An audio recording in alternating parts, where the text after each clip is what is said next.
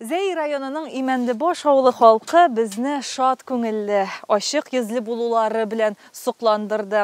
Шунысын да әйтергә кирәк, әлеге авыл халкы кул эшләренә дә бик оста. Бүген мин кулмаклы ипи пешерүне күрсәтергә алып килдем. Иң беренче кулмактан башлыйбыз. Мәсәлән, 1 литр суга менә шушылай кулмакны кайнатабыз, сары төскә кергәнче. Кайнаткач сүзәбез дигән 1 чыккыр кыры унга шул кайнаган суны салып булгатып торабыз. Ул буламык була. Менә шушындый буламык.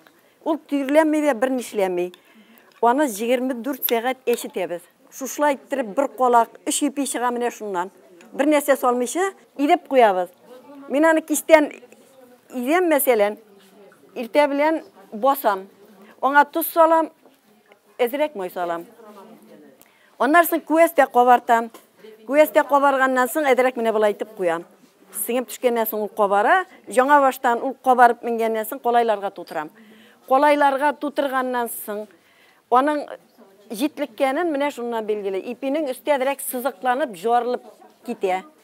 Мишкә тыгам, менә шушы ипи. Моның файдасымы, дружиның зыяны бик күп. Аның исләре чыга шундый тәмле булып, бөтен урамга тарала, ишегалларына тарала.